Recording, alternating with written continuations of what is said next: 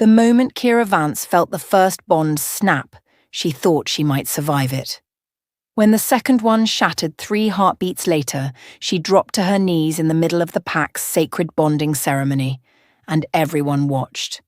But before that humiliation, before the world cracked open beneath her feet, there had been fire.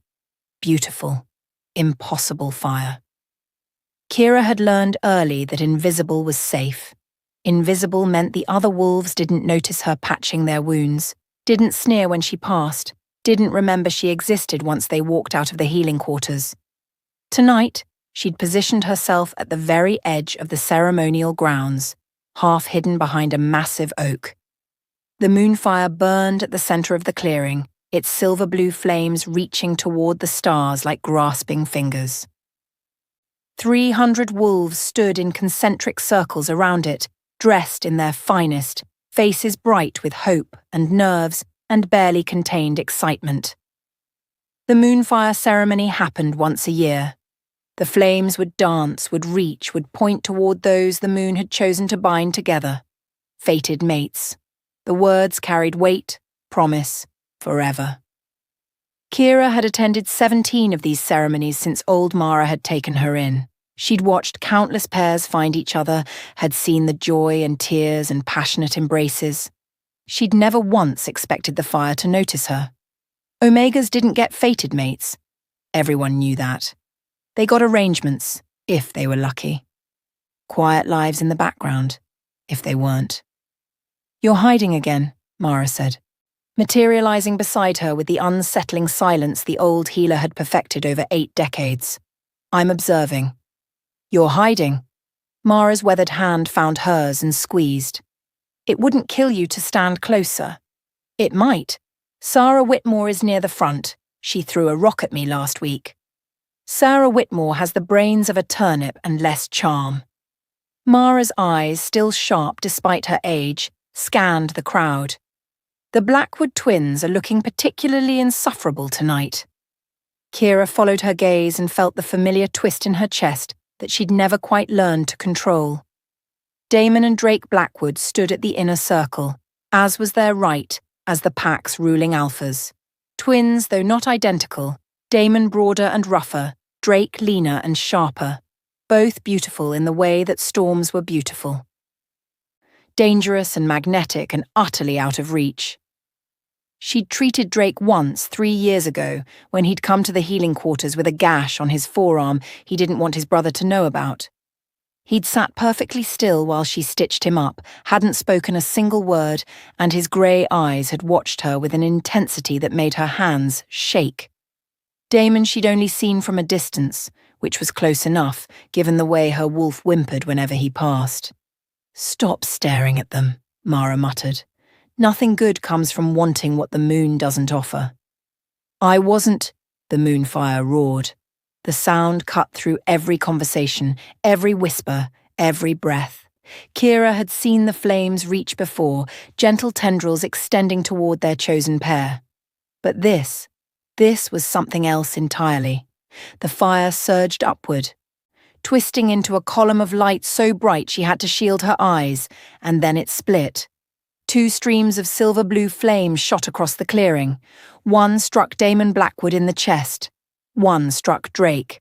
And both, impossibly, connected to the same point, to a woman standing at the edge of the crowd, half hidden behind an oak tree, with her mentor's hand still clasped in hers. To Kira. The silence was absolute. Kira couldn't breathe. The fire didn't burn. It sang. It poured into her like liquid starlight, filling spaces she hadn't known were empty, connecting her to 2 heartbeats that suddenly echoed inside her own chest. Mate, mate, mate. Her wolf, usually so quiet and submissive, howled with joy, with recognition, with a fierce possessive certainty that left Kira dizzy. She could feel them, both of them. Damon's heart, steady and strong and wrapped in iron control. Drake's, faster, sharper, already calculating even through the shock. The flames slowly faded, but the bonds remained. 2 golden threads in her chest, pulsing with warmth and promise. "Well?" Mara breathed beside her. That's not supposed to happen. The crowd parted like water as Kira stumbled forward, drawn by instinct she couldn't fight. She didn't want to move, didn't want to face them, but her wolf was pulling her toward her mates with desperate need. Her mates. The thought was too big to fit in her head. Damon and Drake stood frozen, their expressions unreadable. 300 wolves watched in stunned silence as Kira stopped 10 feet away from them, shaking so hard she thought she might fly apart. The shared blessing, someone whispered. It hasn't happened in centuries. An Omega? With both alphas? The moon has chosen— No. Damon's voice cut through the murmurs like a blade. Kira flinched as if he'd struck her. He stepped forward and she could see his face clearly now. Could see the disgust carved into every aristocratic feature, the contempt burning in his dark eyes. This is a mistake, he said. A corruption of the ceremony. Perhaps the Omega's blood is tainted. Perhaps she somehow manipulated the flames. I didn't— Kira started. Be silent. He didn't even look at her. His gaze swept over the crowd, commanding, absolute. I am the dominant alpha of this pack. My Luna will be powerful, from a respected bloodline, capable of strengthening our position. Not some orphaned Omega who scrubs blood from my flaws. Each word was a knife. But Kira had survived worse. She turned to Drake, desperate, clinging to the hope that perhaps one of them, just one. His grey eyes met hers, cold, calculating. The same eyes that had watched her so intently while she'd stitched his wound, now empty of anything but dismissal. My brother is right, Drake said. His voice was softer than Damon's, but somehow crueler for it. An Omega mate would weaken our political standing. We've spent years building alliances that depend on appropriate unions. This— he gestured at her, a small, elegant motion of his hand. This would undo all of it. The moon chose me, Kira whispered. Both of you felt it. I felt you feel it. Something flickered in Drake's expression, a crack in the ice. But Damon spoke before it could widen. We reject you. The words fell like stones into still water. In the name of the Blackwood line, Damon continued, his voice ringing across the clearing, I speak the rights of rejection. I deny the bond the moon has offered. I refuse this female as my mate, now and forever. My wolf acknowledges no claim. My heart holds no space. Let the threads be severed. The first bond snapped. Pain, white-hot and absolute, tore through Kira's chest. She gasped, staggered but didn't fall. She'd known pain before. She could survive this. Then Drake spoke. In the name of the Blackwood line, I speak the rights of rejection. I deny the bond the moon has offered. I refuse this female as my mate now and forever. My wolf acknowledges no claim. My heart holds no space. Let the threads be severed. The second bond shattered. Kira dropped. Her knees hit the hard-packed earth and she couldn't see, couldn't think, couldn't do anything but feel the ragged edges of where the golden threads had been. The bonds weren't just broken, they'd been ripped out, leaving wounds that would never fully heal. Someone was making a terrible sound, a low, keening wail that seemed to come from very far away. It took her several seconds to realize it was coming from her own throat. 300 wolves watched. Some with pity, some with satisfaction, many with that particular uncomfortable shuffle of people witnessing something they'd rather not see. No one moved to help her. Mara was too far away, pushing through the crowd, calling her name. The twins had already turned their backs, accepting congratulations from their supporters, acting as though nothing significant had occurred. And Kira was on her knees in the dirt, shattered and exposed, when she felt the heat. At first, she thought it was just the aftershock of the rejection, another wave of pain cresting. But this was different. Localized. A burning sensation at the base of her spine, exactly where the birthmark sat. The mark Mara had made her cover since childhood. The mark she'd been warned to never ever let anyone see. "You must keep it hidden," Mara had told her when she was 7, wrapping her torso in specially treated bandages that would mask any glow. "If anyone discovers what you carry, they will use you, or destroy you, or both." Kira had never understood what the mark meant. Mara refused to explain, and Kira had learned not to ask. She'd simply wrapped herself every day, hidden beneath layers, and tried to forget the strange symbol burned into her skin. Now it was waking up.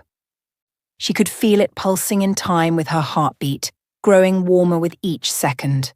The specially treated bandages she wore, the ones that had contained it for 17 years, were failing. Through her pain-blurred vision, Kira saw light, silver light, leaking through the back of her simple dress, visible even through the fabric. "What is that?" someone asked. "She's glowing. Why is she glowing?" Panic cut through Kira's grief like a cold blade. She couldn't let them see. Whatever this mark was, whatever power it held, she was more vulnerable now than she'd ever been. Packless in truth, if not in name, rejected by both alphas, with no one to protect her if someone decided to take what she carried. She ran. It wasn't graceful or dignified. She simply launched herself to her feet and fled, shoving through the stunned crowd, ignoring the shouts behind her. The forest opened before her, dark and welcoming, and she dove into it like a drowning woman seeking air. She ran until her lungs burned. She ran until the sounds of the ceremony faded to nothing. She ran until she collapsed beside a stream, alone in the darkness, with silver light pouring from her back like moonfire itself. And somewhere in the distance, she heard wolves beginning to howl. Wanting to see what would happen next, subscribe to this channel to get to listen to more of our upcoming exciting stories. Click on the subscribe button now. Thank you. Chapter 2. 3 years can change everything. 3 years can change nothing at all. Sarah, she'd stopped thinking of herself as Kira sometime during that first brutal winter, watched the clock on the trauma bay wall tick toward midnight. Her feet ached, her shoulders burned, and she had 4 hours left on a 12-hour shift that had already thrown 2 cardiac arrests and a multi-car pileup at her. She loved every minute of it. "Sarah, we've got another one coming in," called Dr. Martinez from the nurses' station. "GSW to the abdomen. ETA 3 minutes. On it." She grabbed fresh gloves and headed for the doors, her sneakers squeaking against the linoleum. St. Vincent's Memorial sat in the heart of the city, surrounded by concrete and steel and 8 million humans who had no idea that wolves walked among them. It was loud and chaotic and utterly beautifully anonymous. No one here knew what she was. No one here cared. The ambulance bay doors burst open, and the paramedics rushed in with their patient. Male, mid-20s, pale and sweating. The entry wound was messy, close range, she guessed, and he'd lost a lot of blood. "BP's crashing," the paramedic shouted. "We've been pushing fluids, but he's not responding." Sarah moved to the gurney, already cataloguing vitals, calculating interventions. Her hands found the wound automatically, applying pressure while she called for more units of O negative. And then she felt it. A hum beneath her palms. A recognition that had nothing to do with medicine and everything to do with instincts she'd spent 3 years trying to bury. Wolf. The patient's eyes flew open. Gold, not human brown, just for a second before they faded back, and locked onto hers. "Blackmore," he gasped. "Have to warn Blackmore." Sarah's blood turned to ice. "Get him to Or 2, she heard herself say, voice steady even as her heart threatened to crack her ribs. "And page Dr. Chen. He's going to need surgery." She stepped back from the gurney and watched them wheel him away. Her hands were shaking. She shoved them into her pockets so no one would notice. Blackmore. The name she'd tried so hard to forget. The apartment was dark when Sarah finally got home, but she didn't bother with lights. She knew every inch of this space by feel. The narrow hallway, the cramped kitchen, the living room with its second-hand couch and the toys scattered across the carpet. She eased open the bedroom door and stood there for a moment, just breathing, letting the sight of them settle the chaos in her chest. 2 cribs, 2 small bodies, peaceful in sleep.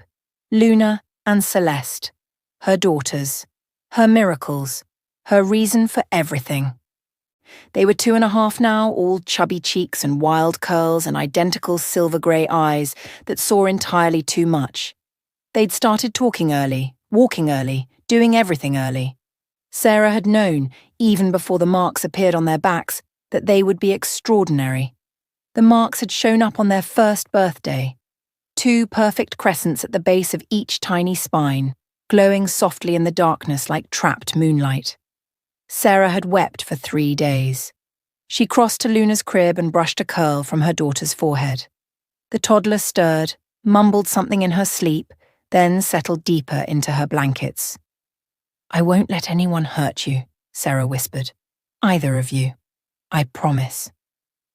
It was the same promise she'd made every night for 2.5 years. The same promise she'd made to herself when she'd finally understood what the mark meant, what she was, what her children would become. Celestial wolves, the rarest bloodline in existence, power that could unite packs or destroy them, power that in the wrong hands could reshape the entire wolf world, power that every ambitious alpha from here to the West Coast would kill to control. She'd learned about her heritage the hard way, through books and research and one terrifying encounter with a wolf historian who'd taken one look at her mark and tried to chain her in his basement. That had been 6 months after she'd fled Blackmore. She'd been living in her car, pregnant and desperate, working cash jobs and trying to figure out how to survive. The historian, a decrepit old wolf named Marcus, who ran an occult bookshop in some forgotten corner of Nevada, had recognized her for what she was immediately. Celestial, he'd breathed, reverence and greed warring in his rheumy eyes. "The moon's own children. I thought your bloodline was extinct." "I don't know what you're talking about." "The mark, girl. The mark on your back. Do you have any idea what you carry?" She hadn't, but she'd learned, in those terrifying hours before she'd managed to break free from his chains. Marcus had talked endlessly, gloating about the fortune he'd make by selling her to the highest bidder. Celestial wolves were living conduits for lunar energy. Their blood could strengthen pack bonds or sever them. Their presence could stabilize a fractured pack or tear a stable one apart. They were kingmakers and kingbreakers, and there hadn't been one born in over 300 years. Until Kira Vance, orphaned Omega, had crawled out of the ashes of the Blackmore pack with moonlight burning in her spine. She'd escaped Marcus by channeling power she hadn't known she possessed, silver light that had erupted from her hands and stopped his heart for a full 30 seconds. Long enough for her to break the chains, long enough to run. She'd spent the next 2 years learning to control it, practicing in secret, reading every text she could find, slowly mastering abilities that felt like holding lightning in her palms. By the time the twins were born, she could heal with a touch, sense lies, see through glamours, and, if she pushed hard enough, bring a grown wolf to his knees with nothing but her will. She never used that last one. The temptation was too great, and the memory of what she'd felt when Marcus dropped, that rush of power, that terrible satisfaction, scared her more than any external threat. But she kept it ready, just in case. The phone rang at 6 in the morning, dragging Sarah out of a restless sleep. The twins were already awake, babbling to each other in the language they'd invented that no one else could understand. "Hello? Sarah, it's Martinez, that GSW from last night. He's awake and asking for you specifically. Won't talk to anyone else?" Her stomach clenched. "I'm off shift." "I know, but he's—" Martinez paused. "Look, there's something weird about this guy. His wound is healing faster than anything I've ever seen. Labs came back wonky. And he keeps saying he has to talk to the nurse with silver eyes." Silver eyes. Not a detail most humans noticed, but wolves always did. "I'll be there in an hour." She hung up and pressed her forehead against the cool wall of her bedroom. The twins' babbling continued behind her, cheerful and oblivious. She could ignore this. could call back, say she was sick, let the young wolf heal and disappear back to wherever he'd come from. But he was Blackmore, and something had hurt him badly enough that he'd ended up in a human hospital with a bullet in his gut.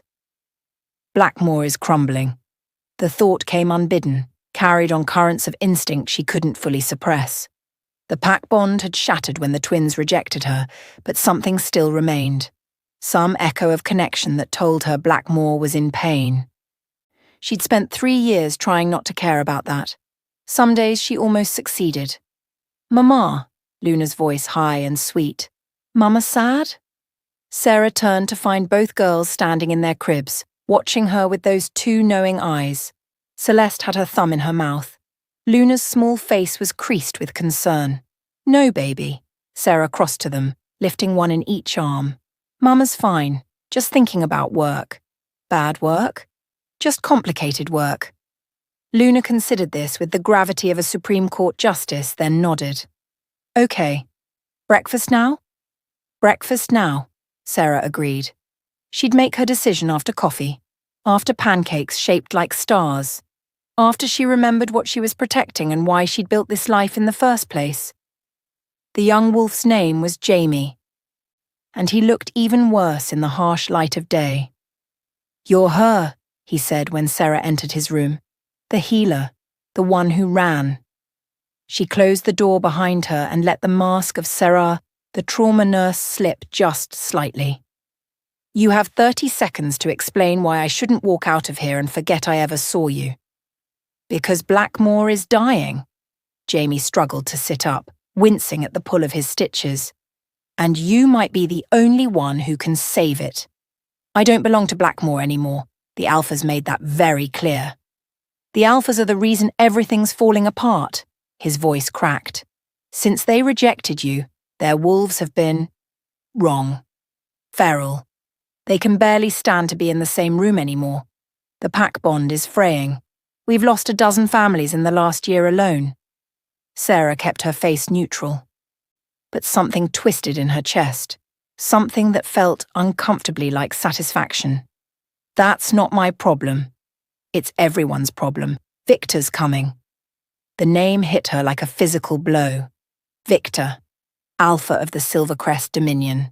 The wolf who'd spent decades consolidating power, absorbing smaller packs, building an empire. Mara had told her stories about him, stories that still gave her nightmares.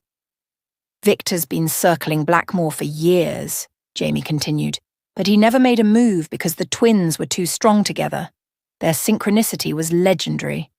But now," he shook his head, "now they're broken, and Victor knows it. He's been picking off our border patrols, challenging our alliances. Last month, he killed 2 of our warriors and sent their heads back in a box. And what does any of this have to do with me? Victor's looking for something, or someone." Jamie's eyes met hers. He keeps asking about the Omega who ran, the one who glowed during the rejection ceremony. His scouts have been searching for 3 years. Sarah's blood went cold. "He knows," Jamie said quietly. "I don't know how, but he knows what you are. And if he finds you before we do..." "Before you do." She laughed, and it came out bitter. "What? The Alphas sent you to bring back the mate they threw away? That's rich." "The Alphas don't know I'm here. I came because my mother was your friend. Because she died last winter defending our eastern border, and her last words were about you." Jamie's voice broke. "She said you'd help. She said that whatever the twins did, your heart was still good. Was she wrong?" Sarah closed her eyes. "Elena.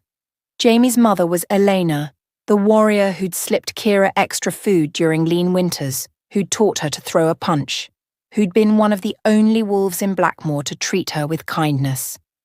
Elena was dead. What do you want from me?" The words came out rough. "Help us, please. Blackmore has children, families, elders who can't defend themselves. If Victor takes the pack, they'll be absorbed or slaughtered. You don't have to forgive the Alphas, but don't let innocent people die for their mistakes." Sarah opened her eyes and looked at this boy. because that's what he was, barely 20, with his mother's stubborn jaw and desperate eyes. She thought about Luna and Celeste, safe in their apartment with Mrs. Pai Chen from next door. She thought about Victor's scouts, searching for 3 years. She thought about the mark on her back and the power that hummed constantly beneath her skin. "There's something you need to know," she said slowly. "Something that changes everything." "What?" "I'm not alone anymore. And what Victor's hunting isn't just me." She told him about the twins. Not everything, she wasn't stupid, but enough for Jamie to understand why she couldn't simply return to Blackmoor. 2 Celestials, he breathed. Moon's mercy. If Victor found out, he'd burn the world to control them. I know. Sarah leaned against the wall, exhaustion dragging at her bones. That's why I've stayed hidden. That's why I'll keep staying hidden.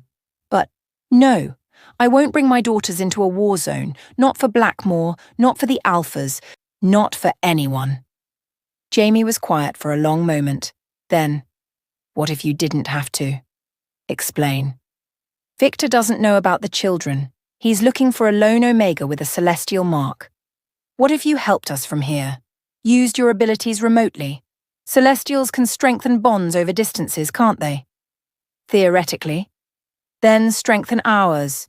Just enough to give the twins time to heal their connection. Just enough to hold Victor off until Blackmoor can defend itself. It was a terrible idea. Risky. Foolish. The kind of plan that could blow up in 100 different ways. But it wasn't a complete dismissal of everything she'd built. It wasn't dragging her daughters into danger. "I'll think about it," she said finally. "That's all I ask." She was halfway to the door when he spoke again. "They dream about you." Sarah froze. "What?" "The Alphas. Damon and Drake. I've heard them. Everyone's heard them. They wake up screaming your name. Some nights you can hear them howling from across the compound." Jamie's voice was soft. "I'm not saying that to make you forgive them. I'm saying it because you should know. The moon punished them for what they did to you, and they've been suffering ever since."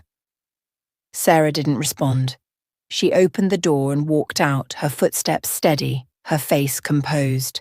But inside, where no one could see, something cracked. Not forgiveness. Not yet. Maybe not ever. But something. If you're still listening to this story up to this point, why don't you subscribe to this channel to continue getting impactful daily stories like this? We would be most grateful if you can do that to help boost this video to reach everyone. Thank you. Chapter 3. The fluorescent lights of St. Vincent's hummed overhead as Sarah finished her charting, but her mind was 3 floors up, in the room where Jamie slept with his impossible request hanging in the air between them. 2 days. She'd had 2 days to think about it, and she was no closer to an answer. "You're still here?" Dr. Martinez appeared at the nurse's station, coffee in hand. "Your shift ended an hour ago." "Just finishing up. The mysterious GSW patient has been asking for you again. 3rd time today." Sarah's pen stilled. "I'll check on him before I leave." She took the stairs instead of the elevator, needing the extra minutes to compose herself. The twins were at Mrs. Chen's apartment, probably covered in finger paint and demanding more goldfish crackers. She should be with them, not here, not getting pulled back into a world she'd fought so hard to escape. But Eleanor's face kept swimming up from her memories. Eleanor, who'd snuck her honey cakes on her birthday. Eleanor, who'd taught her which herbs could dull the pain of a broken heart. Eleanor, who'd died defending a border while Sarah was safe in her human hospital, pretending none of it mattered. She pushed open the door to Jamie's room and froze. He was seizing. "Code Blue, room 412. Sarah was at his bedside before the words finished leaving her mouth, hands automatically checking his pulse, his airway, the wound. His wound was black. Not infected black. Not necrotic black. Curse black. No, no. No! She yanked up his hospital gown, and her worst fears confirmed themselves. The bullet wound, which had been healing beautifully just that morning, was now ringed with dark veins that spread across his abdomen like poisoned roots. Jamie's eyes flew open, gold and terrified. "Which?" he gasped. The bullet, cursed, didn't know. The code team burst through the door behind her, but Sarah was already making a decision that would change everything. Everyone out. Sarah, he's coding. I said out. Power laced her voice, power she'd sworn never to use, and the 3 nurses and 2 residents stumbled backward as if shoved by invisible hands. The door slammed shut, the lock clicked, and Sarah placed her hands on Jamie's chest and let the light pour through.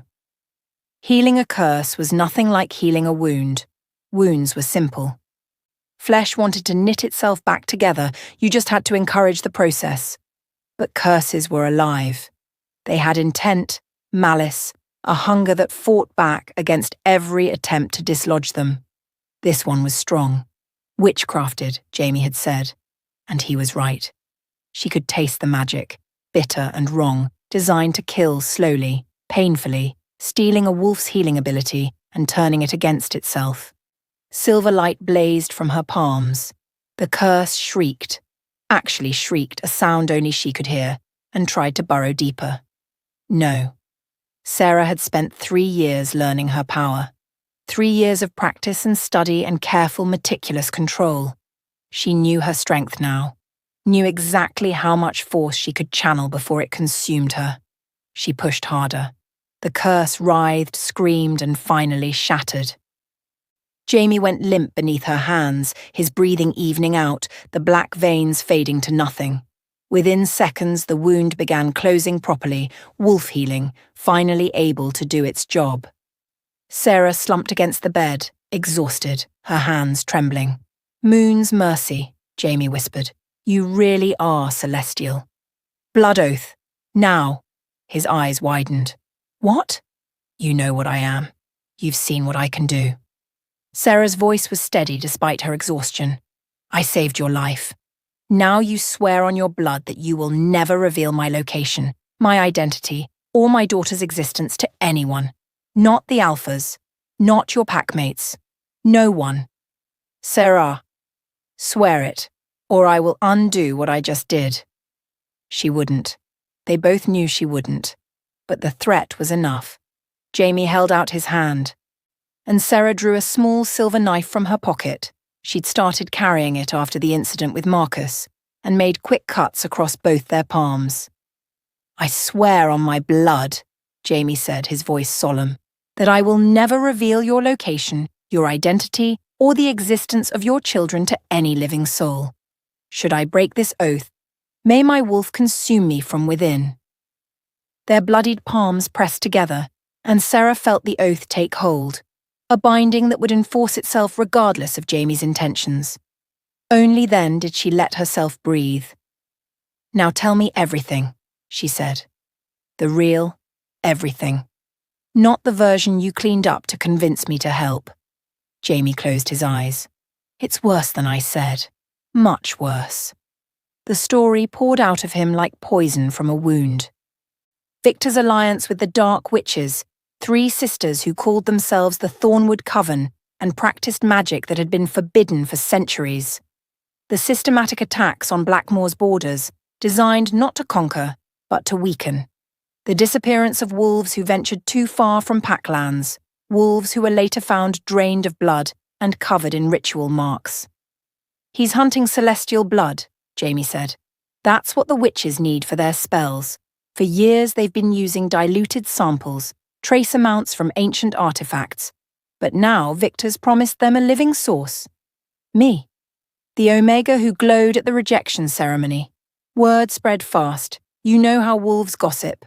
By the time anyone thought to keep it quiet, half the supernatural world knew that Blackmoor had discovered a celestial wolf and promptly rejected her. Sarah laughed bitterly. So Victor's been searching for 3 years. His scouts are everywhere. Every major city, every pack territory, every place a lone wolf might hide. Jamie met her eyes. He doesn't know you're here, but it's only a matter of time. Why now? Why the escalation? The witches gave him a deadline. Something about a celestial alignment. A blood moon that only happens once every 100 years. If Victor can deliver a celestial wolf before the alignment, they'll grant him power beyond anything we've ever seen. Power to dominate every pack on the continent. When? 6 months. Sarah's blood chilled. 6 months. After 3 years of careful hiding. She had 6 months before Victor's search intensified to a level she couldn't escape. "I have to move," she said.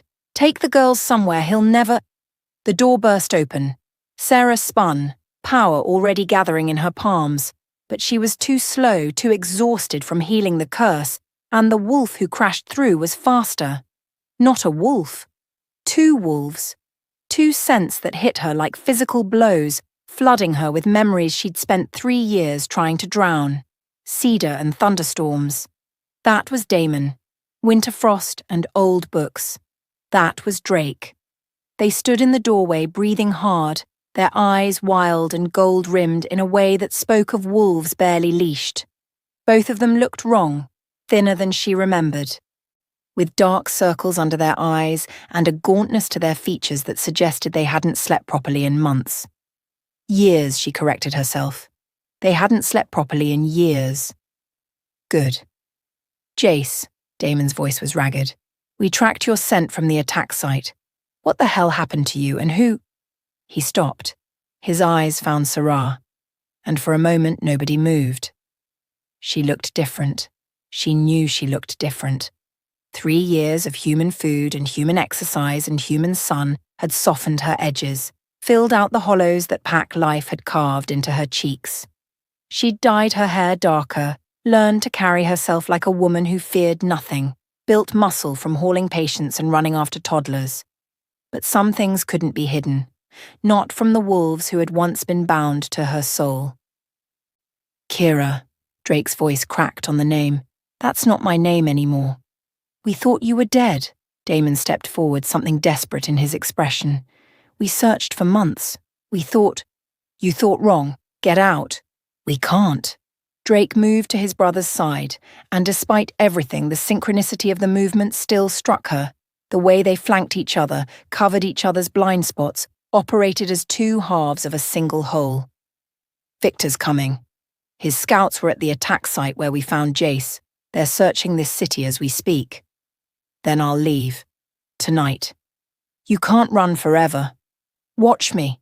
She grabbed her bag and pushed past them, ignoring the way her wolf howled at the proximity, ignoring the way every cell in her body strained toward the bonds that no longer existed. "Dead," she reminded herself. "The bonds are dead. They killed them." "Kira, wait. Sarah." She spun on them, 3 years of fury finally finding its voice. "My name is Sarah. Kira Vance died the night you rejected her in front of everyone she'd ever known. She died in the woods with moonlight burning in her spine and no one to help her understand what was happening.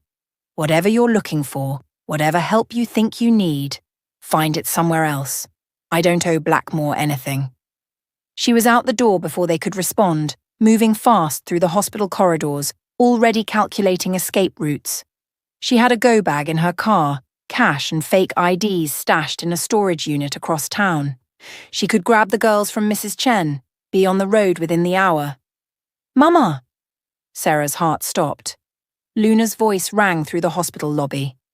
High and clear and utterly unmistakable. Mrs. Chen stood near the entrance looking apologetic, with both twins squirming in the double stroller. "So sorry," Mrs. Chen called out in Mandarin. "They wouldn't stop crying for you. I thought maybe you could take your break early." "Mama, mama, mama." Celeste had spotted her now too, arms reaching, face splitting into a grin. Sarah ran. She scooped both girls into her arms, pressing kisses to their hair, already turning toward the exit, and walked directly into Damon and Drake. They'd followed her. Of course they'd followed her. And now they stood frozen, staring at the children in her arms. Luna stared back, unafraid. She had Damon's colouring, dark hair, dark eyes, the stubborn set of his jaw shrunk down to toddler proportions. Celeste regarded them with curious silver-grey eyes that mirrored Drake's perfectly. She had lighter hair, almost platinum, and that assessing gaze that missed nothing. "Pretty wolves," Celeste announced. "Sad wolves. Broken wolves," Luna added solemnly. Mama, why are they broken? Neither twin responded. They were looking at the girls' wrists, where their sleeves had ridden up during all the squirming, where identical crescent marks glowed softly against baby soft skin. No, Damon's voice was barely a whisper. No, that's impossible. Celestial marks, Drake breathed. They're celestials. His voice broke. They're ours. Kira, they're ours. Sarah's wolf, dormant for 3 years, rose with a fury she'd never felt before. Stay back. The command hit them like a physical force. Both alphas staggered, their wolves responding instinctively to the power in her voice. Power they'd unknowingly given her the right to wield when they'd created these children. You rejected me. Each word was a blade, and she wielded them with precision. You stood in front of our entire pack and called me unworthy, weak, a political liability. She pulled her daughters closer. You don't get to claim them. You don't get to look at them. You don't get to know their names. Please, Drake, calculating strategic Drake, was begging. Please, we didn't know. We didn't know you were pregnant. We didn't know they were... You didn't care. We were wrong. Damon stepped forward despite the power pushing against him, his alpha will fighting her celestial command. We were arrogant and blind and cruel, and we've spent every day since paying for it. Our wolves haven't let us sleep, haven't let us eat, haven't let us form a single bond with any other living creature. His voice cracked. We've been dying by inches since the night you ran, and we deserve it. We deserve every moment of suffering, but those children don't deserve to die because Victor wants their blood. I can protect my daughters. Against Victor and 3 dark witches and an army of wolves who've sold their souls for power? Drake shook his head. You're strong, stronger than we ever imagined, but you're also alone, and Victor has spent 3 years building an army specifically designed to capture celestial wolves. He's coming here, Damon added. His scouts found Jace's trail. They'll have trackers in this city within hours. And when they arrive, they'll sense what those children are the same way we did. Sarah's arms tightened around her daughters. Luna had gone quiet, her small hand fisted in Sarah's scrub top. Celeste was still watching the twins with those unnerving eyes. You fix them, Celeste said suddenly. Mama can fix them. What, baby? The broken wolves. Celeste pointed at Damon, then Drake. They're broken inside, like the man upstairs. Mama can fix them. Sarah's blood ran cold. Celeste, we don't... She's right. Drake's voice was raw. The rejection didn't just break you, it broke us. Our wolf bond, the synchronicity we've had since birth, it's shattered. We can barely coordinate a hunt anymore, let alone defend a pack. He met her eyes. By rejecting our mate, we severed ourselves from the only power that could save Blackmore. And now that power belongs to 2 little girls who look at us like strangers. They are strangers, Sarah said, and so are you. But even as she said it, she knew she was trapped. Victor was coming. Her hiding place was compromised. And no matter how fast she ran, how far she went, she couldn't outpace an army alone.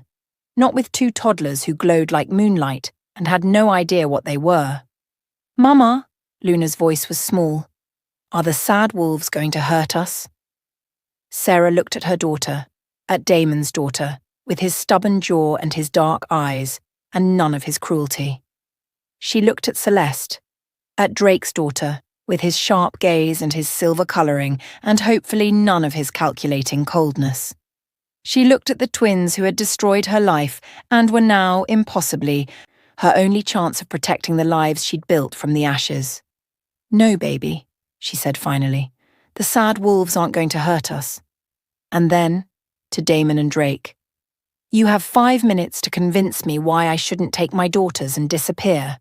And if you waste a single second of it on apologies, I will burn you where you stand. If you're still listening to this story up to this point, why don't you subscribe to this channel to continue getting impactful daily stories like this? We would be most grateful if you can do that to help boost this video to reach everyone. Thank you. Chapter 4. The Blackmoor territory looked exactly as Kira remembered, and nothing like it at all. The trees were the same, ancient oaks and towering pines that had stood sentinel over packlands for centuries. The river still cut through the valley like a silver ribbon. The mountains still rose in the distance, their peaks dusted with early snow. But the energy was wrong. She felt it the moment they crossed the border. A dissonance in the pack bonds that made her teeth ache. Where there should have been warmth and unity, there was only fracture and fear. "Mama, the trees are sad," Luna whispered from her car seat. "I know, baby." "Can you fix them?" Kira, she supposed she had to think of herself as Kira again, at least here, glanced in the rearview mirror at her daughter's serious face. "I don't know. Maybe." The convoy pulled to a stop at the main compound. 3 vehicles, hers, Damon's, and Drake's. They'd argued for an hour about travelling arrangements until Kira had flatly stated that she and her daughters would ride alone, or not at all. The twins had accepted without further protest. Small victories. She stepped out of the car and immediately felt the weight of 100 stares. Wolves had gathered at the edges of the compound, watching with expressions that ranged from shock to suspicion to desperate hope. Is that really her? The Omega who ran? Look at her, she's different. Are those children? Whose children? Kira lifted her chin and unbuckled her daughters from their car seats. Luna grabbed her left hand. Celeste took her right. Together they faced the crowd. "Let me be clear." Her voice carried across the compound, steady and cold. "I am here because Victor's forces have made the human world unsafe for my daughters. I am not here to reconcile, reunite, or play happy family with anyone." She felt Damon and Drake stiffen behind her. "I will stay until the threat is neutralized. Then my daughters and I will leave. Those are my terms." Murmurs rippled through the crowd. "The Alpha House has been prepared for you," Drake said carefully. "The best rooms, full security. I won't be staying at the Alpha House." Silence. "Kira," Damon started, "I'll be staying at Mara's cottage. It's still standing, I assume." "The old healer's place." A wolf near the front frowned. "That's been empty for years. It's where I grew up. It's where my daughters will grow up, for however long we're here." She met the wolf's eyes until he looked away. "Is there a problem?" No one spoke. "Good." She turned to her daughters. "Come on, babies. Let's go see Mama's old home." She walked through the crowd without looking back. Mara's cottage was smaller than she remembered. 3 rooms, a main living area with a fireplace and cramped kitchen, a bedroom barely large enough for a bed and dresser, and the workroom where Mara had taught her everything she knew about healing. The old healer had died 2 years ago, according to Jamie. Peacefully, in her sleep. Kira had wept for 3 days when she'd heard, mourning the woman who'd been the only mother she'd ever known. "It's dusty," Celeste observed, running her finger along a shelf. "We'll clean it." "It's small," Luna added. "We'll make it work." "It feels like you," both girls said together, in that eerie twin speak they sometimes fell into. Kira smiled despite herself. "It does, doesn't it?" They spent the afternoon cleaning. Kira swept and scrubbed while the girls helped by moving dust from one place to another and discovering treasures in Mara's abandoned belongings. Old herb jars, a tarnished silver mirror, a book of pressed flowers that Luna declared the most beautiful thing ever. By evening, the cottage was livable. Not comfortable, not home, but livable. A knock at the door interrupted their simple dinner of bread and cheese. Kira opened it to find Drake standing on the porch, a covered basket in his hands. "Food," he said. "From the kitchens. I thought, the cottage doesn't have much in the way of supplies." She could smell roasted meat, fresh vegetables, something sweet. Her stomach growled. "Leave it on the porch." "Kira, please, can we at least—" "Thank you for the food. Good night." She closed the door in his face. 15 minutes later, another knock. Damon this time with an armload of blankets and furs. "The nights are cold here. Colder than you probably remember. These are from my own quarters, the best we have." Kira took the blankets. The fabric was impossibly soft, and it smelled like cedar and thunderstorms. Like Damon. "Thank you," she said, and nothing else. She closed the door before he could respond. That night, she wrapped her daughters in an alpha's furs and tried not to think about how warm they were. The days fell into a pattern. Kira spent her mornings working in Mara's old healing rooms, which she'd converted into a proper clinic. Word spread quickly that the Omega-turned healer had returned, and soon wolves were lining up with injuries and ailments they'd been nursing for months. "The pack healers left," explained Tara, a young mother whose son had a persistent cough. "After things got bad with the alphas, a lot of wolves left. The healers were among the first." Kira mixed a remedy and showed Tara how to administer it. The alphas didn't stop them. "The alphas could barely function," Tara lowered her voice. "It's better now that you're back. Everyone can feel it. The pack bonds are less jagged. I'm not staying, I know. But while you're here," Tara touched her hand, "thank you for helping. You didn't have to." The afternoons belonged to her daughters. She taught them about herbs and healing, about the forest and its secrets, about the wolf inside them that would one day wake. "When will we be wolves?" Luna asked one day, her face smeared with berry juice from their foraging. "Not for a long time. Wolves don't shift until they're older." "How much older?" 13 or 14, usually." "That's forever away," Celeste complained. "It'll come faster than you think." Damon and Drake kept their distance, physically at least, but their presence was everywhere. Damon arranged for guards to patrol around the cottage. When Kira complained, he simply said, "Victor's scouts have been spotted near the eastern border. I won't apologize for protecting my—" He stopped himself. "For protecting pack members." Drake took a different approach. He left her books, texts on celestial wolves that he'd somehow acquired, histories and theories and training guides. He never delivered them himself, just had them placed on her doorstep with small notes. Thought this might help with the girls' training. D. This one discusses the connection between celestial wolves and pack bonds. D. An old text on lunar alignments.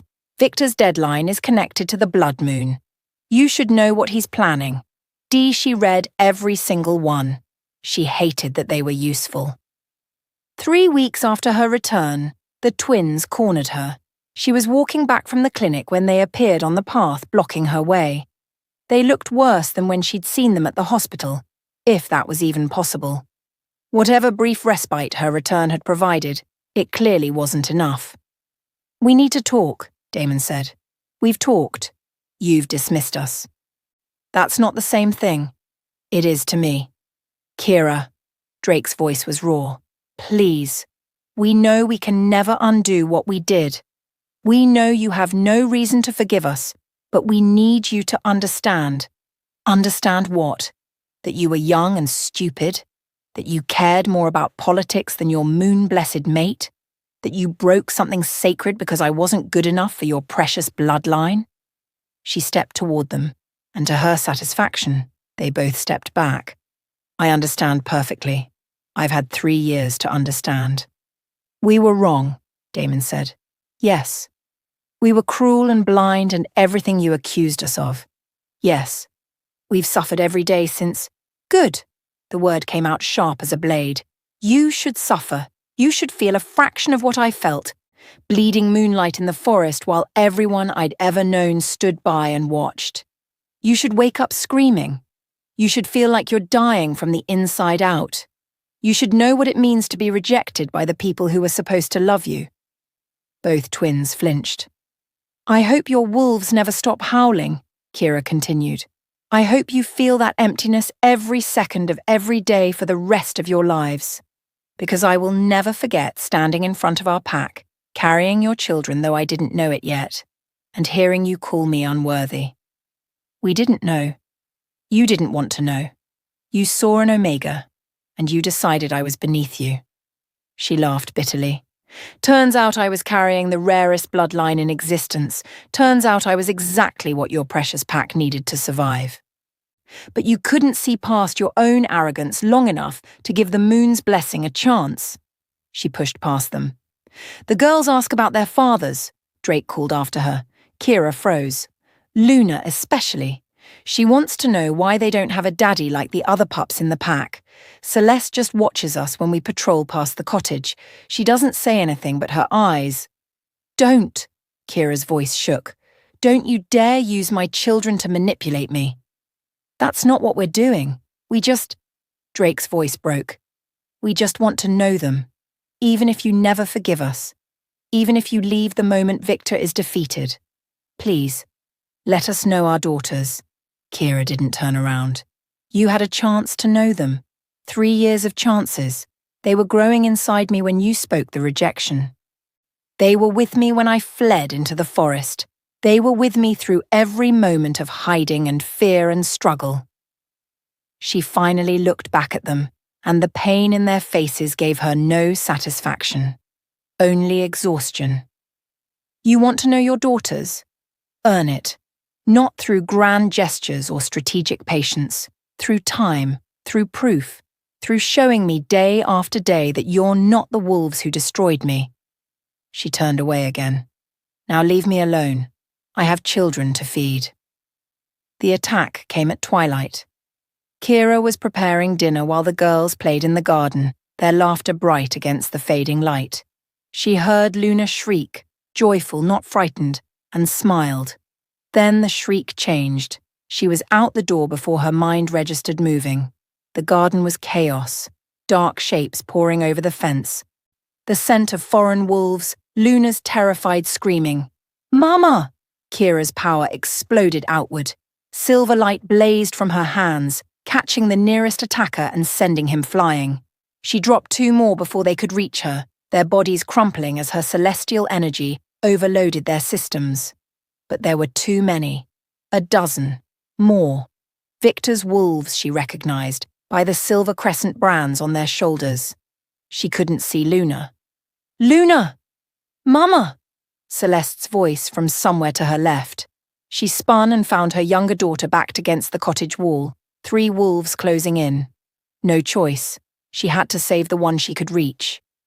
Kira launched herself towards Celeste, power blazing, and cut through the attackers like a scythe through wheat.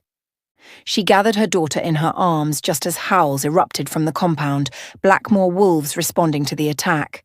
"Luna," Celeste sobbed. "They took Luna. Mama, they took her." "No. No, no, no." "Kira!" Damon's voice, and then he was there, covered in blood, Drake a half-second behind him. They'd shifted mid-run, their wolves massive and battle-scarred and terrible in their fury. "Luna!" Kira gasped. "They took Luna!"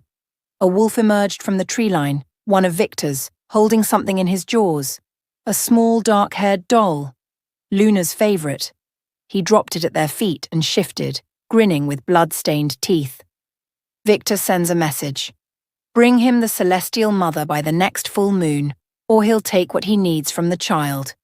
The wolf's grin widened. The little one has such pretty marks, such powerful blood. Victor's witches are quite excited. Drake lunged, but the wolf was already gone, melting into the shadows with the rest of his pack.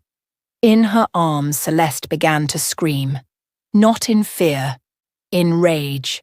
Silver light erupted from the toddler's body, brighter than anything Kira had ever produced, a supernova of celestial power that knocked everyone flat. The remaining attackers, those too slow to retreat, simply stopped. Their hearts ceased beating. Their wolves went silent. They dropped where they stood, dead before they hit the ground. Celeste stood in the center of the devastation, glowing like a fallen star, tears streaming down her face. "They took my sister," she said, and her voice echoed with power. "They took Luna. I want Luna back." The Blackmore wolves who had come to defend them were frozen, staring at the toddler with expressions of terror and awe. The secret was out. The pack gathered that night in the Great Hall, wolves who had witnessed the attack mixing with those who had only heard the rumours. Every eye was on Kira and her remaining daughter. Celeste had stopped glowing, but she hadn't let go of Kira's hand. The child's face was pale, shocked, exhausted from the expenditure of power she'd never been taught to control. "She's a celestial wolf," someone whispered. "They both are. The marks. That power. Enough." Damon's voice cut through the murmurs. He stood at the front of the hall, Drake beside him, both twins radiating barely controlled fury. "Yes, Kira and her daughters are celestial wolves. Yes, that bloodline was thought extinct. And yes, Victor has just declared war by taking one of our own." "Our own?" Sarah Whitmore, the same Sarah who had thrown rocks at Kira as a child, stepped forward. "She rejected us. She ran away for 3 years. She's not—" "She is the mother of my daughters." Drake's voice was cold as winter. "She is a member of this pack whether she claims it or not, and the child Victor has taken is my heir." Silence. "Our heir," Damon corrected quietly. "Luna and Celeste are ours, both of them, and we will burn Victor's entire territory to ash before we let him harm one hair on their heads." A stirring in the crowd. An old woman pushed her way forward, leaning on a gnarled walking stick. Kira recognized her barely. Elder Margot, the pack's historian and keeper of records. "There is something you all must know," Margot said. Her voice was thin but steady. "Something I should have revealed long ago but was sworn to secrecy." "What are you talking about?" Damon demanded. Margot's eyes found Kira. "Your parents, child. You were told they abandoned you." Kira's throat tightened. "Mara found me in the woods when I was 3. No one knew where I came from." "Mara knew." Margot's expression was heavy with guilt. "She was there when your parents died. She was the one who took you and hid you." "Died?" "But they were murdered. 20 years ago, a powerful alpha attacked a small pack in the mountains. A pack that guarded a terrible secret, the last known celestial bloodline." Margot's voice trembled. "Your father was the celestial wolf. Your mother was his human mate. They tried to run when Victor came for them, but they weren't fast enough." The name hit Kira like a physical blow. "Victor." "Victor is the reason you were orphaned," Margot continued. "He slaughtered your family's entire pack, 30 wolves, to get to your father. He would have killed you too, but Mara managed to smuggle you away before he found you." "Why?" Kira heard herself ask. "Why didn't anyone tell me?" "Because knowing would have put you in danger. Because as long as you didn't know what you were, Victor might never find you. Because—" Margot's voice broke. "Because we thought we could protect you by keeping you ignorant. And instead, we left you defenseless when the rejection revealed your powers." The hall was utterly silent. Kira looked at her daughter, at Celeste, who had killed wolves to protect her sister, at her remaining child, exhausted and traumatized, clinging to her hand. Victor had murdered her family. Victor had been hunting her bloodline for 20 years. Victor now had her daughter.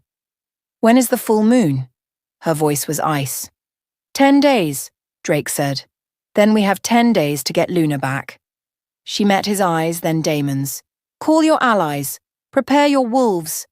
Victor wants a celestial mother." Silver light began to glow around her, responding to the fury building in her chest. He has no idea what he's awakened. If you're still listening to this story up to this point, why don't you subscribe to this channel to continue getting impactful daily stories like this? We would be most grateful if you can do that to help boost this video to reach everyone. Thank you. Chapter 5. 9 days until the full moon. Kira stood at the window of Mara's cottage, watching the dawn break over Blackmore territory. Celeste slept fitfully in the bed behind her, whimpering through nightmares that silver light couldn't chase away. Luna was out there somewhere, in Victor's hands, surrounded by dark witches who wanted her blood. The thought was a knife that never stopped twisting. A soft knock at the door. She knew who it was before she opened it. She'd felt them approaching, their broken bond signatures flickering at the edge of her awareness, like damaged radio signals. Damon and Drake stood on her porch looking like they hadn't slept since the attack, which she realized they probably hadn't. "We have a plan," Drake said. "So do I." She stepped outside, pulling the door closed behind her so they wouldn't wake Celeste. The morning air was cold, carrying the first hints of winter. "I'm going to surrender myself," she said. "Victor wants me. If I give him what he wants, he'll release Luna."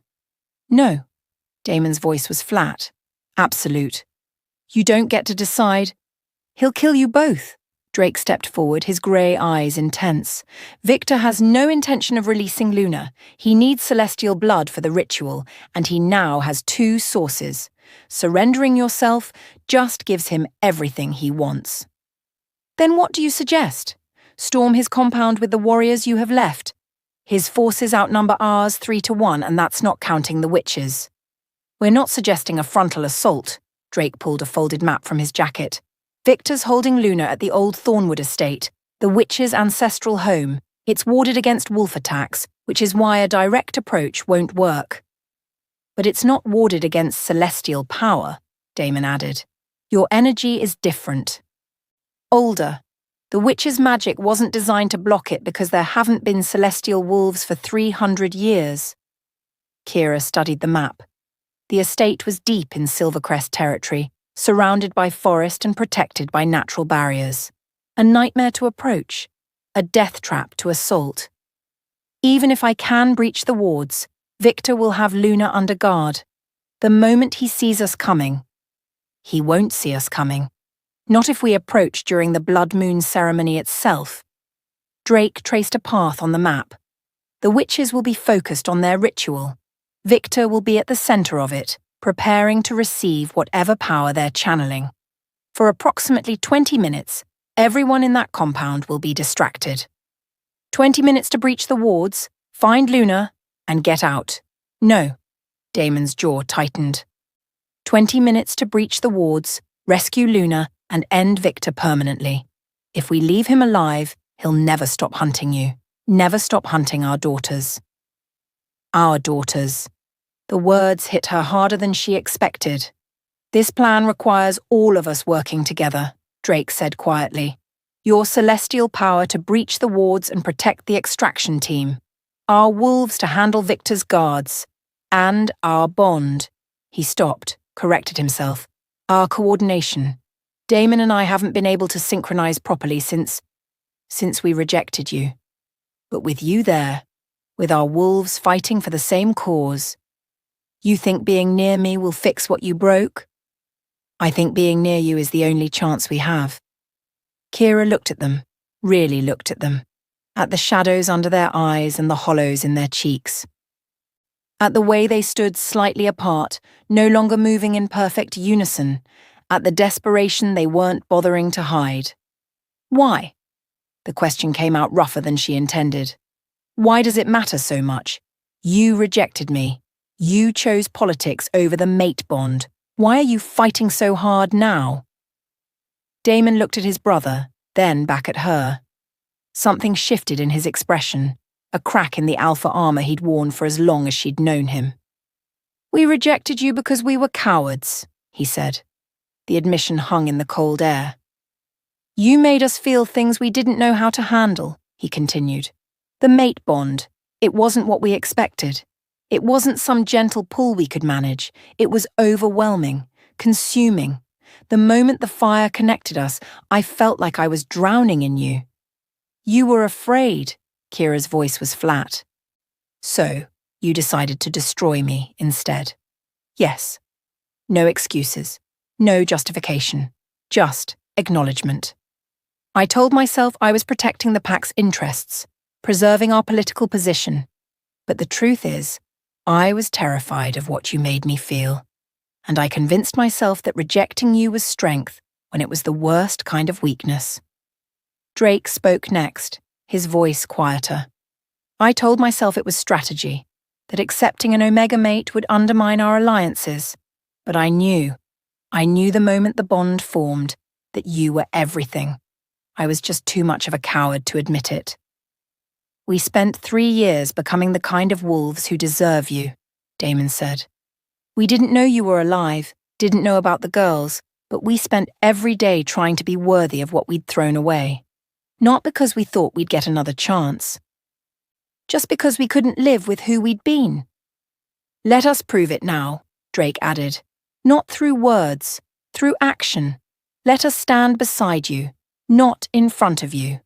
Let us fight for our daughters and our pack and the mate we were too blind to see. Kira's throat was tight. She didn't want to feel this softening, this crack in the walls she'd built so carefully. She wanted to hate them forever. She wanted her anger to be a fortress that nothing could breach. But her daughter was in a monster's hands, and these broken, desperate wolves were offering everything they had to get her back. I'm not forgiving you, she said finally. We're not asking for forgiveness. Damon's voice was steady. We're asking for a chance to earn it, someday, in whatever way you'll allow. And if you never forgive us, Drake added, that's your right. But don't let Luna suffer because we failed you. Don't let Victor win because we weren't there to help. Kira looked at the map again, at the carefully marked paths and guard positions and ritual locations. Her daughters needed their whole family to survive what was coming. All of it, even the parts that had broken her. Temporary alliance, she said. For Luna, for the pack. But I make no promises about after. We don't need promises. Damon's eyes met hers. We just need a beginning. 7 days of preparation, 7 days of planning and training and learning to work together again. Kira spent hours with the pack's remaining warriors, teaching them what she knew about celestial abilities. She couldn't give them her power, but she could teach them how to move within it, how to use the enhanced strength her energy would provide during the assault. Celeste trained too, though Kira had resisted the idea initially. She's 3 years old, she'd argued. She killed 8 wolves to protect her sister, Drake had responded quietly. Her power is already awake. Better she learn to control it than have it explode at the wrong moment.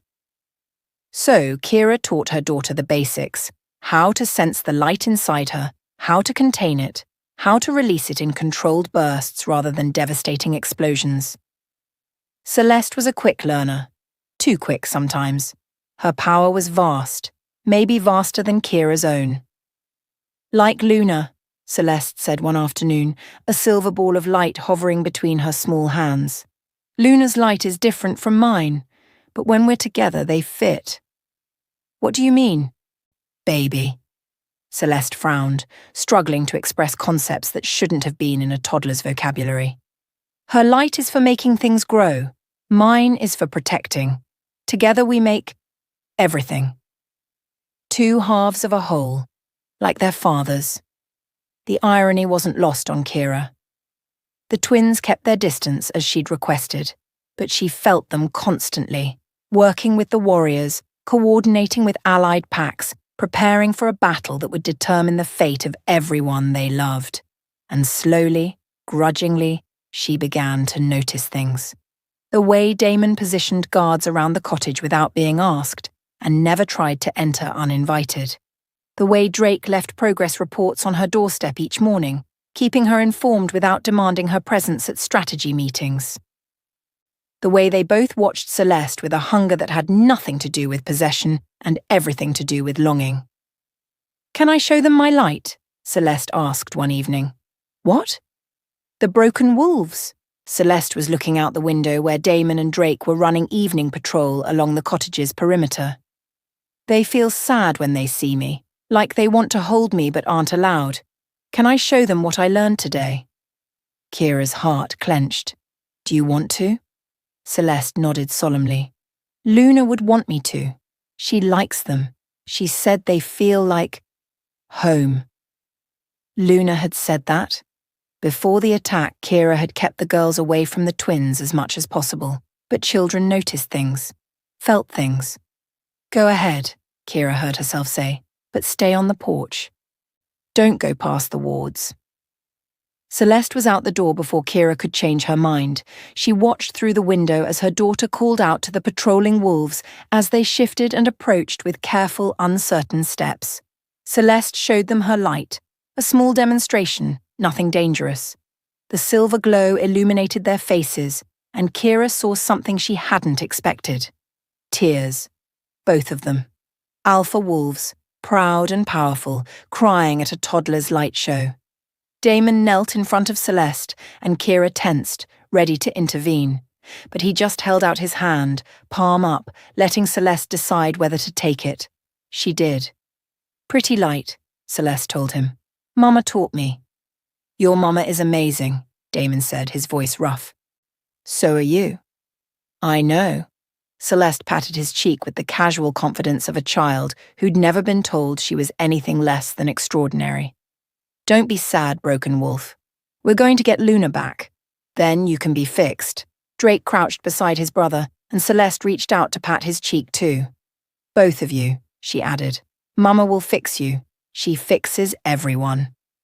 Kira had to turn away from the window. The tightness in her chest was becoming unbearable. The night before the assault, she couldn't sleep. She stood outside the cottage, staring at the stars when she felt them approach. She didn't turn around. "You should be resting," she said. "So should you," Damon's voice from her left. "Couldn't sleep," Drake from her right. Too much to think about.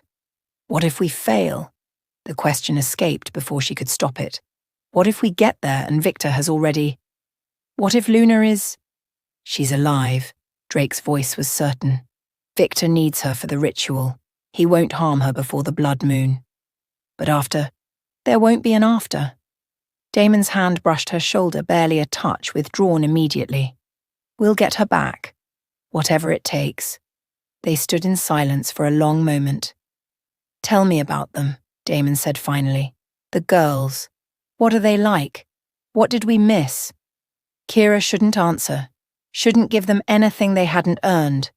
But tomorrow they were going to war, and if any of them died, this might be the only chance they had. "Luna was born first," she heard herself say, "by 3 minutes. She was furious about it, screamed for an hour straight. Celeste just watched, like she was taking notes." A soft laugh from Drake. "That sounds familiar." "Luna is fearless. She'll climb anything, touch anything, try anything. I've pulled her off more high surfaces than I can count. She thinks danger is just another adventure." "Damon was like that," Drake said. "Still is." "Celeste is quieter. She watches everything, figures out how things work, then acts. She never does anything without a plan. But when she loves completely. Luna is her whole world." "That's you," Damon said quietly. "That's exactly you." Kira's throat tightened.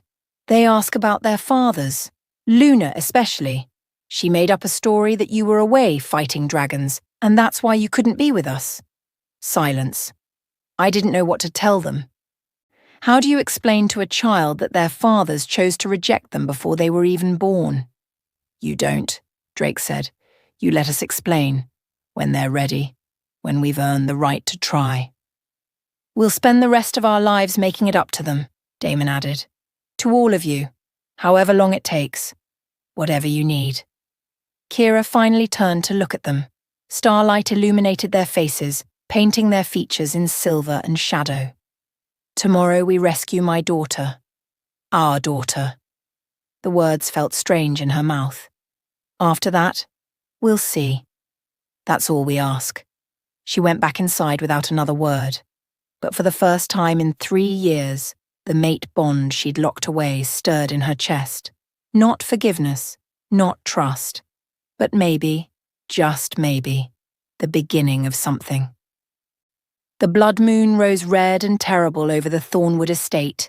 Kira crouched in the forest with Damon and Drake flanking her, 50 warriors at their backs. Celeste was safe with Elder Margot at Blackmoor, guarded by every wolf they could spare. This was not a battle for children. "The wards," Drake murmured. "Can you feel them?" She could. They pressed against her senses like a wall of dark water, the witch's magic, designed to repel any supernatural intrusion, any normal supernatural intrusion. Kira reached for the light inside her. It came easier now than it ever had. 3 years of practice, of learning, of refusing to be weak again. The celestial energy flooded through her, silver bright and ancient beyond measure. She pressed her palms against the invisible barrier. The ward screamed. She pushed harder. The magic resisted, fighting back, but it wasn't designed for this. Wasn't designed for the touch of lunar energy, as old as the moon itself. The barrier shattered. "Go," she breathed, and the wolves surged forward. The compound dissolved into chaos. Victor's guards had been caught off balance, distracted by the ceremony, and the Blackmoor warriors tore through them like fury given form. Kira ran toward the central building, where she could feel Luna's energy flickering like a candle in a storm. Damon and Drake ran with her, moving in sync for the first time in 3 years, their wolves finally remembering how to be whole. The ritual chamber was massive, built from black stone and filled with the stench of blood magic. 3 witches stood at cardinal points around a glowing circle, chanting in a language that hurt to hear. And in the center, Luna. Her daughter was suspended in the air, arms spread, face peaceful in enchanted sleep. Silver light leaked from her small body, feeding into the ritual, draining away to fuel whatever horror Victor was trying to create. Victor himself stood before her, arms raised, drinking in her power. "Luna!" Kira's scream shattered the witch's concentration. The chanting faltered. Victor spun, and his face twisted with fury, then recognition. "The mother comes to me," he said. "How convenient. Let her go." "I think not." Victor's smile was a terrible thing. "I've waited 20 years for this power. Your father fought me for 3 days before I finally drained him. Your daughter surrendered it so much more sweetly." 20 years. Her father. The knowledge burned through her, but she couldn't afford grief. Not now. "Kill them!" Victor commanded, and the witches attacked. Dark magic slammed into Kira's shields. She staggered but held, pouring silver light into the barrier while Damon and Drake engaged Victor's guards. The wolves fought beautifully, terribly. 3 years of broken synchronicity fell away, and suddenly they were the legendary twin alphas again, moving as one, killing as one, unstoppable in their fury. But Victor didn't engage. He just stood there watching, smiling. "You can fight them all," he said pleasantly. "You can even win. But you cannot have the child. Watch me." Kira gathered her power and unleashed it at the binding circle. Nothing happened. "Did you think I wouldn't prepare for this?" Victor laughed. "The ritual is already half complete. Your daughter's energy is bonded to mine now. Kill me, and she dies. Destroy my magic, and hers goes with it. The only way to save her is to take her place, and you don't have enough power to survive the transfer." Kira's blood turned to ice. She looked at Luna, suspended and peaceful and slowly dying. She looked at Victor, smug and certain of his victory. She looked at Damon and Drake, fighting back to back, blood-soaked and glorious. "You're right," she said quietly. "I don't have enough power to survive the transfer." Victor's smile widened. "But I'm not trying to transfer anything." She reached deep, deeper than she'd ever gone before. Past the silver light, past the trained abilities, past everything she'd learned to control. She reached for something she'd only glimpsed once, that terrible night with Marcus, when she'd stopped his heart without meaning to. The power to sever bonds. Victor's smile faltered. "What are you—" Kira touched the connection between Victor and her daughter. She could see it now, a rope of dark energy wound around Luna's light, leeching her essence. It was bound by blood and magic and the witch's foul ceremony. But it was still a bond, and bonds were her birthright. "No," Victor screamed. "You can't. That's impossible." She cut the connection. Victor's power snapped back into him like a broken rubber band, and he convulsed, crashing to his knees. Luna dropped from the air, and Kira was there to catch her, cradling her daughter's small body as silver light flooded back into where it belonged. Luna's eyes fluttered open. "Mama?" "I'm here, baby. I've got you." She turned to find Damon and Drake standing over Victor's writhing form. The witches were dead. Kira wasn't sure when that had happened, but their bodies lay crumpled at the edges of the circle. Victor looked up at her with hatred and disbelief. "You can't do that. No celestial can do that. The bond was sealed with blood." My daughter's blood, Kira said softly. My blood, the only blood with the power to undo what you stole. She stepped back. Luna clutched tight in her arms. He's yours. Damon and Drake looked at her, then at each other. For our daughters, Damon said. For our mate, Drake added. For the pack Victor destroyed 20 years ago, Kira finished. For my parents, who died protecting what I've become. The twins descended on Victor together. It was not quick. It was not merciful. Kira didn't watch. She held Luna and walked out of that terrible place, and she didn't look back. They buried Victor at dawn, in an unmarked grave that would be forgotten within a generation. The pack gathered at Blackmoor's central square, weary and wounded, but victorious. Celeste broke free of Elder Margot and ran to her mother, crashing into Kira's legs with enough force to almost knock her over. Luna! The twins held each other, two halves of a whole just as they were meant to be. Missed you, Luna murmured into her sister's hair. Missed you more. Don't get stolen again. I won't. Mama came. And the broken wolves. Celeste pulled back, examining her sister critically. They're less broken now. Did you notice? Kira looked up. Damon and Drake stood at the edge of the crowd, watching. They hadn't approached, hadn't presumed. They were waiting for her. She crossed the square slowly. The girls holding her hands, the pack parted before her, whispers following in her wake. She stopped in front of the twins. It's done, she said. Victor is dead. The pack is safe. My daughters are alive. Yes, Drake's voice was rough. And now what? She studied them, really studied them, looking for something she couldn't name. Whatever you want, Damon said. Whatever you decide. We meant what we said, Kira. We'll spend the rest of our lives earning what we threw away. If you never forgive us, we'll accept that. If you leave tomorrow, we'll accept that too. But if there's any chance, any possibility that you might let us try. Try what? To be your mates, Drake stepped forward. Not the wolves who rejected you, the wolves we've become. The wolves who know exactly what they lost and will never stop being grateful if you give us another chance. Luna tugged at Kira's hand. Mama, the broken wolves want to be fixed. I know, baby. Are you going to fix them? Kira looked at her daughters, at the twins who'd destroyed her and spent 3 years suffering for it, at the pack that needed healing and the future that stretched before them, uncertain but possible.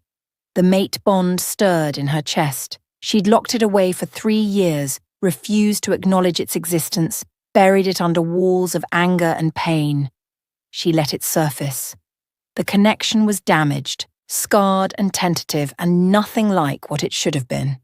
But it was there, and for the first time since that terrible night in the forest, she didn't push it away. You want to meet your daughters? She asked. Both twins went still. Properly, she clarified. Not stolen moments, not glimpses through windows. Actually meet them. Be their fathers. Yes, Damon's voice cracked on the word. More than anything. Then this is how it's going to work. She met their eyes, steel beneath the softening. You court me. Properly. The way mates should be courted. You prove yourself to my daughters, to our daughters, every single day. You don't push, you don't presume, and you don't forget for a single second that forgiveness is something you're earning, not something you're owed. Anything, Drake said. Everything, however long it takes. Girls, Kira looked down at her daughters. This is Damon and Drake. They're your fathers. They made some very bad choices before you were born, and they've been trying to make up for them ever since. Would you like to say hello? Luna stepped forward immediately, studying Damon with an intensity that matched his own. You have my hair, she informed him. You have my stubbornness, he responded, his voice thick. Is that good? It's the best thing about both of us.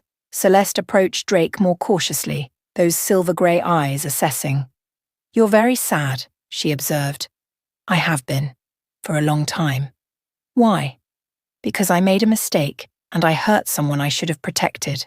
Your mama. Celeste considered this. Are you sorry? Every day, Every minute. For the rest of my life. She nodded slowly. Okay, you can be my father. But if you make Mama cry again, I'll use my light on you. Drake's laugh was wet. That's fair.